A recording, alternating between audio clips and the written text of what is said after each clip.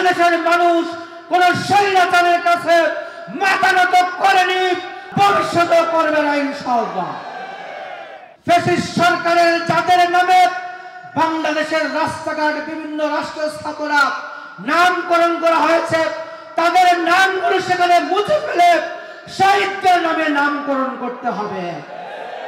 আউযু বিল্লাহি মিনাশ শাইতানির রাজীম। বিসমিল্লাহির রহমানির রহিম। আলহামদুলিল্লাহি রাব্বিল আলামিন। সালাতু ওয়াসসালামু আলা সাইয়্যিদিল মুরসালিন ওয়া আলা আলিহি ওয়া সাহবিহি আজমাইন। মুক্তিকামী মানুষের প্রিয় সংগঠন, বাংলাদেশের স্বাধীনতা সার্বভৌমত্বের অতন্দ্র প্রহরী বাংলাদেশ জামাত ইসলামী পল্লবী থানার উদ্যোগে ফ্যাসিস্ট ওই খুনি সন্ত্রাসীদের চাঁদাবাজি, টেন্ডারবাজি, দখলদারিত্ব এবং ষড়যন্ত্রের প্রতিবাদে আজকের এই যুব সমাবেশের সংগ্রামী সভাপতি, বাংলাদেশ জামাত ইসলামী পল্লবী থানার বিভিন্ন পর্যায়ে দায়িত্বশীল নেতৃবৃন্দ, এই বাংলাদেশকে যারা সঠিক পথে পথ নির্দেশনা দিবেন, আমাদের প্রিয় যুবক ভাইরা, আসসালামু আলাইকুম ওয়া রাহমাতুল্লাহি ওয়া বারাকাতুহু।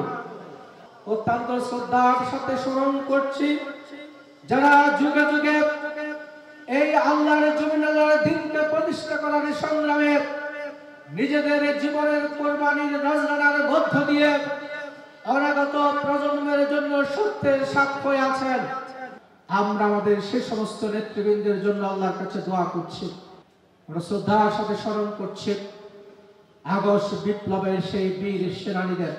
সম্মানিত ভাই এবং বন্ধুগণ, একটা জাতির সবচেয়ে বড় শক্তি হচ্ছে তাদের যুবকরা, তাদের যুব সমাজ। 18 কোটি বাংলাদেশের যার 1/3 হচ্ছে যুবক, যাদের মেধা, যাদের যোগ্যতা, যাদের নৈতিকতা, যাদের কর্মদক্ষতা বাংলাদেশকে বিশ্বের মানচিত্রে মাথা উঁচু করে দাঁড় করানোর কথা, সেই যুবকদেরকে অত্যন্ত পরিকল্পিতভাবে অস্ত্র দিয়ে, নেশা দিয়ে, নগ্নতা, ব্যাপন অশ্লীলতা দিয়ে আমাদের যুবকদেরকে ধ্বংস করে দেওয়া হয়েছে। আমাদের শিক্ষা ব্যবস্থাকে ধ্বংস করে দেওয়া হয়েছে। এক ধর্মহীন সেকুলার শিক্ষানীতির মধ্য দিয়ে ধর্মহীন জাতি তৈরি করার ষড়যন্ত্র বাস্তবায়িত হয়েছে। আমাদের যুবকরা, কিশোররা, তরুণরা যেন মাথা উঁচু করে দাঁড়াতে না পারে, সেজন্য আমাদের শিক্ষা ব্যবস্থাকে ধ্বংস করে ফেলা হয়েছে। আজকে শিক্ষা প্রতিষ্ঠানে ওই পতিত স্বৈরাচারের খুনি ছাত্রলীগরা সেখানে তারা অস্ত্রের প্রতিযোগিতায় লিপ্ত হয়েছিল। তাদের চাঁদাবাজি, টেন্ডারবাজি, মাস্তানি, সিট বাণিজ্য, হল বাণিজ্যের মধ্য দিয়ে শিক্ষার সুস্থ পরিবেশকে তারা নস্যাৎ করেছে। তাদের সেই সন্ত্রাসী কার্যক্রমের ধারাবাহিকতায় আগস্ট বিপ্লবের সময় আমাদের রাজপথে যখন ওই বেগম রোকেয়া বিশ্ববিদ্যালয়ের মেধাবী ছাত্র, আমাদের প্রিয় ভাই আবু সাইদ, আমাদের মীর মুগ্ধ, ফায়ান ফায়াজ, যখন তারা তাদের যৌক্তিক দাবি নিয়ে রাজপথে এসে পুরুষের সমগ্র জনতাকে ঐক্যবদ্ধ করেছে, তখন ওই পতিত স্বৈরাচারী সরকার বন্দুকের টলের মাধ্যমে তাদের কণ্ঠকে স্তব্ধ করার চেষ্টা করেছিল। কিন্তু আমাদের যুবকরা, তরুণরা, ছাত্ররা তাদের বন্দুকের নলের সামনে বুক চিতিয়ে প্রমাণ করেছে বাংলাদেশের মানুষ কোন স্বৈরাচারের কাছে মাথা নত করেনি, ভবিষ্যতেও করবে না ইনশাআল্লাহ।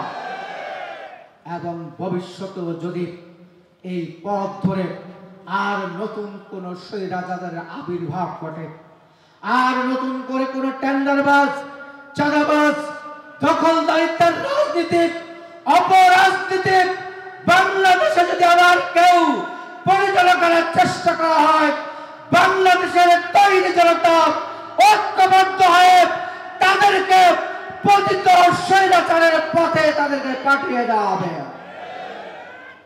সম্মানিত ভাইরা, তাই আজকের এই যুব সমাজ থেকে আমরা সরকারের কাছে বলবো, অবশ্যই আমাদের যে বীর মুক্তিযোদ্ধারা জীবন দিয়েছেন অবশ্যই তাদেরকে রাষ্ট্রীয় মর্যাদায় প্রতিষ্ঠিত করতে হবে। এই শহীদ পরিবারগুলোর পক্ষ থেকে তাদের পরিবারের যে কোনো একজনকে চাকরির ব্যবস্থা করতে হবে। যাদের ওই অতীতকালের অতীতের পতিত স্বৈরাচার খুনি ফ্যাসিস্ট সরকারের যাদের নামে বাংলাদেশের রাস্তাঘাট বিভিন্ন রাষ্ট্র স্থাপনা নামকরণ করা হয়েছে, তাদের নামগুলো সেখানে মুছে ফেলে শহীদদের নামে নামকরণ করতে হবে। আহত পঙ্গু চিকিৎসাধীন ভাইদের চিকিৎসার দায়িত্ব গ্রহণ করতে হবে।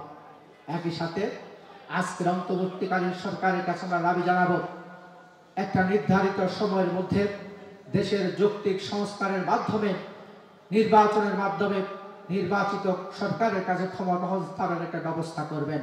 তার পাশাপাশি আমাদের যুবকদেরকে আজকে দেশের যে রাষ্ট্রীয় যুব এবং ক্রীড়া মন্ত্রণালয় রয়েছে, এই মন্ত্রণালয়ের যে সকল ফেডারেশনগুলো রয়েছে, বিসিবি, ফুটবল ফেডারেশন, অতীতে এগুলোকে যেভাবে রাজনীতিকরণ করা হয়েছে, রাজনৈতিক বিবেচনায় খেলোয়াড়দের অবমূল্যায়ন করা হয়েছে, তাদের যথাযথ মর্যাদা দেওয়া হয়নি।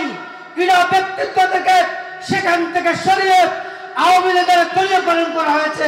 তাদেরকে সেখানে সেই ফেডারেশনগুলো সংস্কারের মধ্য দিয়ে সত্যিকারের যারা ক্রীড়াবিদ রয়েছেন, তারা ক্রীড়াপ্রেমী রয়েছেন, যারা ক্রীড়ার সাথে সম্পৃক্ত রয়েছেন, দেশপ্রেমিক সে সকল ব্যক্তিগুলোর মধ্য দিয়ে এই ক্রীড়া মন্ত্রণালয়ের ফেডারেশনগুলোকে সংস্কারের ব্যবস্থা করতে হবে। এবং আজকে আমাদের যে সকল ক্লাবগুলো আছে, খুবই দুর্ভাগ্যজনক যে ক্লাবগুলো সমাজ সংস্কারের জন্য তৈরি করা হয়েছে, সামাজিক কার্যক্রমের জন্য তৈরি করা হয়েছে, সমাজের শান্তি স্থিতিশীলতা রক্ষা করার জন্য তৈরি করা হয়েছিল, আজকে সেই ক্লাবগুলো জুয়া এবং মাদকের আসরে পরিণত হয়েছে।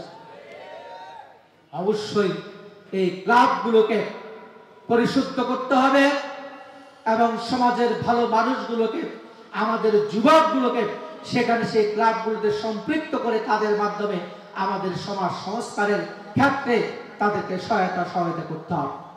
আসুন আজকে যুব সমাজ থেকে আমরা সেই শপথ গ্রহণ করি, আমাদের প্রিয় বাংলাদেশ যে বৈষম্যহীন সমাজ বিনির্মাণের জন্য আমাদের যুবকরা তরুণরা রাষ্ট্র আওয়াজ তুলেছেন, সেই বৈষম্যহীন সমাজ বিনির্মাণের জন্য আমরা কোরআনকে, রাসূলের আদর্শকে একটি রাষ্ট্র পরিচালনের বিধিবিধি হিসাবে নির্ধারিত করে ভূমিকা পালন করি।